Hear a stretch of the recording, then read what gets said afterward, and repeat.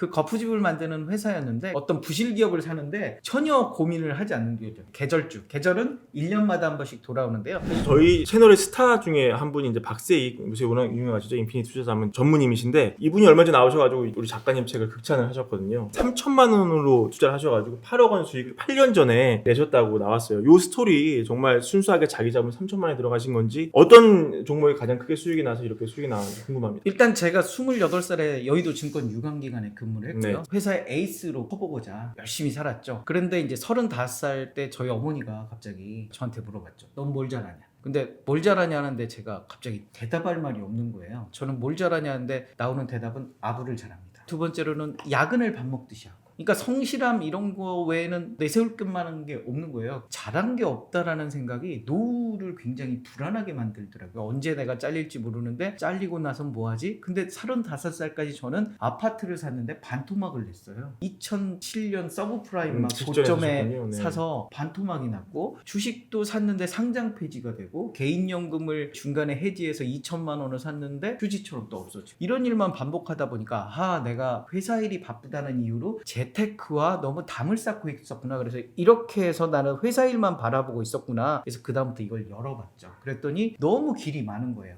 나는 공부를 해야 되겠다. 근데 공부할 방법을 모르겠는 거예요. 그래서 서점에 가서 책도 꾸준하게 그때 한 1년 사이에 한 100여 권 읽었고요. 매일경제신문도 굉장히 많이 읽었죠. 그래서 1년 후에는 이게 주식 투자는 이렇게 해야 되는구나 라는 결론을 내릴 수 있었던 게 내 생각을 가져야 되겠다.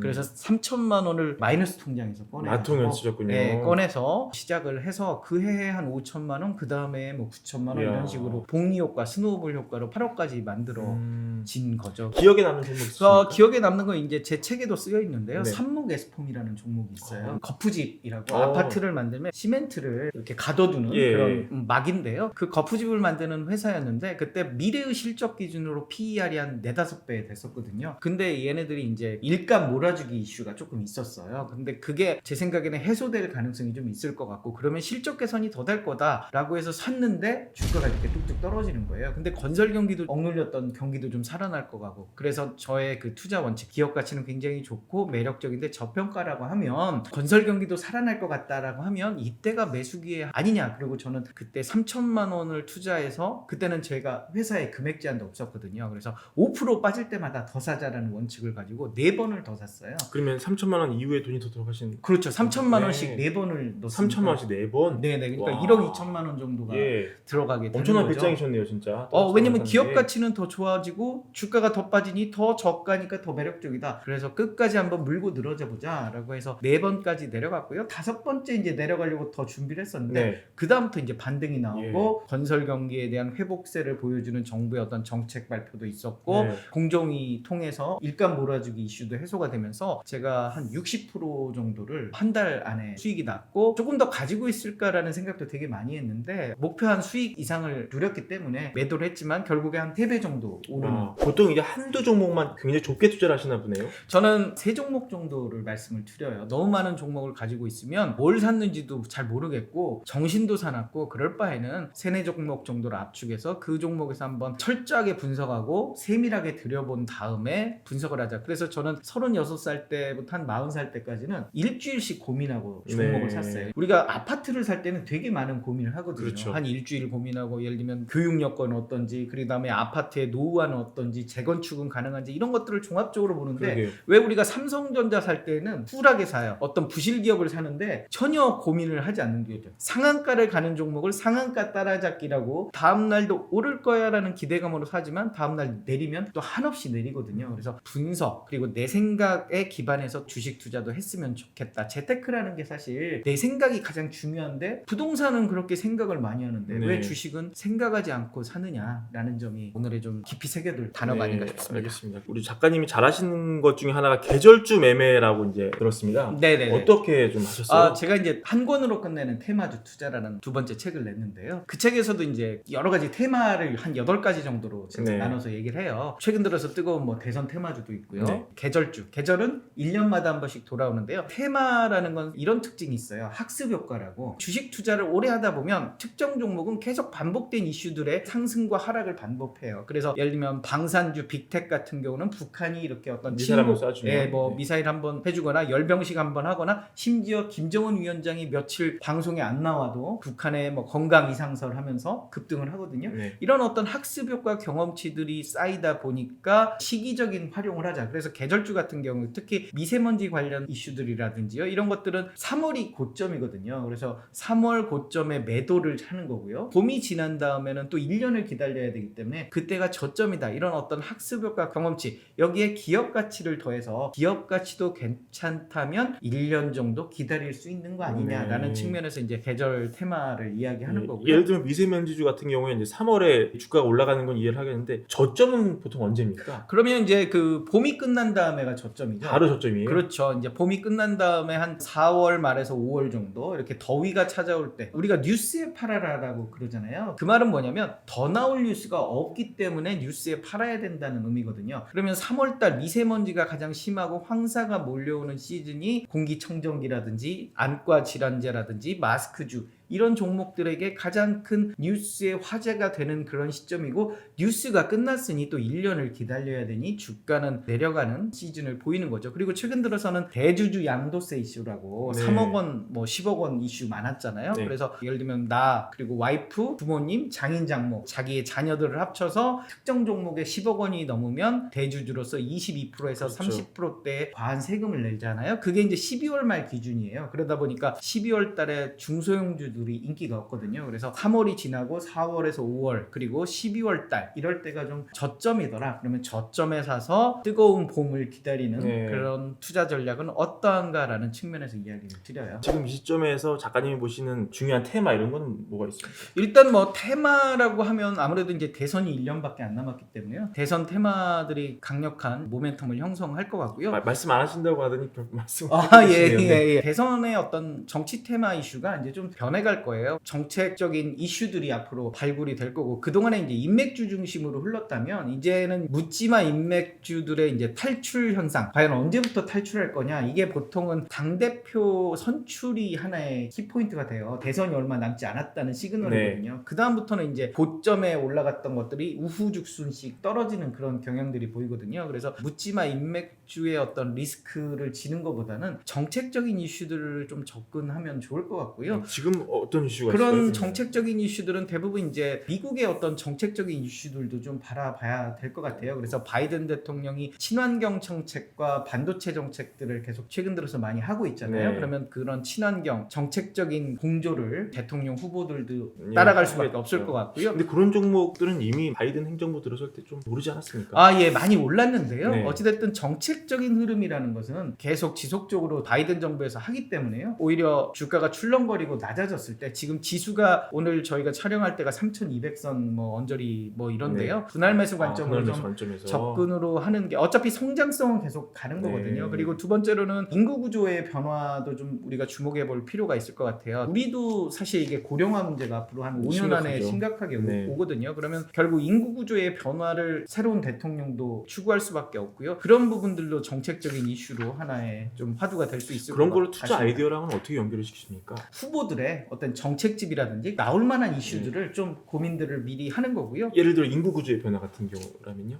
인구 구조 변화면 일단 뭐 예를 들면 어린이들을 위한 뭐 용품이라든지요. 아. 뭐 이런 것들이 많은 관심들을 받는 네. 거죠. 뭐 어린이 제품이라든지 매부리 TV이기 때문에 부동산에 대한 관심들이 굉장히 많으실 거잖아요. 그래서 이번 서울시장 선거에서 사실 2030 세대들의 어떤 표를 받지 못했던 주요 이슈 중에 하나가 이 부동산 정책에 있는 것 같아요. 네. 그래서 태도 변화가 앞으로 좀 있지 않을까. 왜냐면 2030의 표를 얻으려면 니즈에 맞는 그런 정책들을 내놓을 수밖에 없기 때문에 그런 정책들이 결국 부동산 경기 활성화라든지 부동산 공급 대책 강화 이런 측면에서 나올 수밖에 없는 정책들일 네. 것 같아요. 그래서 건설 경기 규제 완화와 건설의 어떤 붐 이런 부분 측면은 또 유가도 지금 계속 올라가고 있거든요. 하반기 들어서 건설 이슈들도 기대를 좀 해볼 만한 정책적인 모멘텀이 되지 않을까 싶습니다. 알겠습니다. 이런 어떤 테마를 하나 정해서 투자 아이디어를 얻는다고 하더라도 또 그 안에서 어떤 기업을 투자할지는 또 꼼꼼하게 꼼꼼하게 공부를 해봐야 되거든요. 그래서 사실 이 부분에서 이 작가님이 굉장히 깊은 내공을 갖고 계시더라고요. 네. 초보 투자자들이 이제 꼭 알아야 할 법칙 네. 3개, 정석 투자의 원칙. 일단 뭐 제가 이제 종목 고르는 10단계라고 해서 10가지 어떤 종목을 고를 수 있는 방법들을 제시를 많이 하는데요. 네. 네이버 포털을 통해서 1시간이면 분석해 볼 수 있는 방법인데요. 우리 네. 앞에 계신 PD님도 열심히 공부하셨는데요. 그렇군요. 아주 굉장히 분석 잘하시더라고요. 재능이 있습니까? 네, 증권업계에서 스카우트해도 되지 않을까. 그래서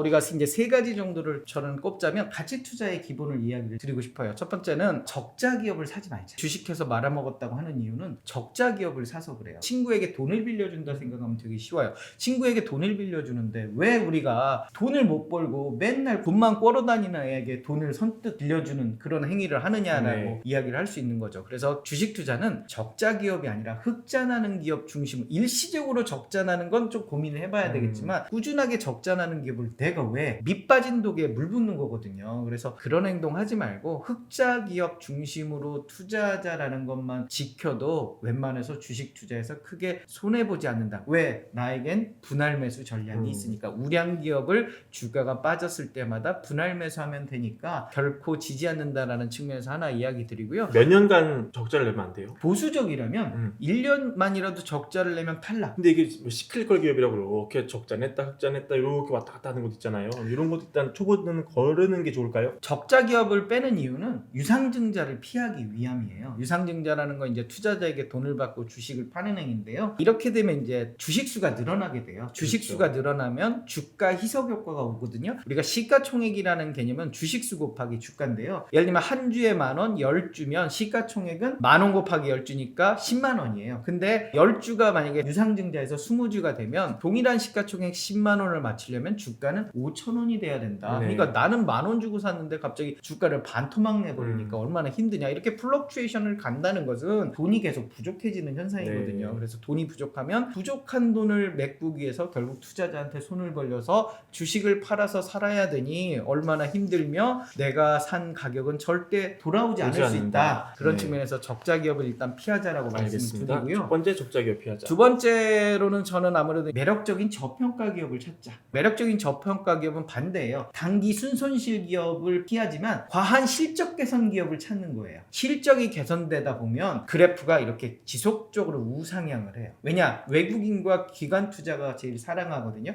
주가가 좀 빠질만 하면 얘네들이 사주면서 계속 지속적으로 받쳐서 올라가는 그런 특징을 보이기 때문에 또 실적 발표 시즌마다 한 번씩 주가가 급등을 해요. 최근 들어서 이제 실적 발표 시즌이 다가왔는데 코스닥 상장 기업 중에 한 7% 정도가 상장 폐지 우려가 있다고 그래요. 네. 상장 폐지 우려가 있는 기업들은 일단 피하고 실적 개선 키워드를 잡아서 그런 기업들을 좀 롱런하게 가지고 가자라고 일단 말씀을 드리고 네. 싶어요. 그리고 마지막으로는 아까 차트의 학습 효과를 말씀드렸잖아요. 그래서 과거의 어떤 경험치들을 좀 따져봐서 얘가 일정한 루틴한 패턴이 있다. 기존의 기업 가치 외에도 일정한 루틴한 패턴들이 있으면 그 루틴한 패턴들을 이용해서 저점을 좀 잡아보자라는 측면도 한번 네. 기억해보자라고 말씀을 드리고 싶어요. 네. 우리가 영화 관상에서 보면 송강호 선생님이 마지막에 이런 말씀을 해요. 내가 불어오는 바람을 보지 못했다. 나는 높이 오른 파도만 봤다. 근데 네. 우리가 주식 투자를 할 때 높이 오른 파도만 보는 거예요.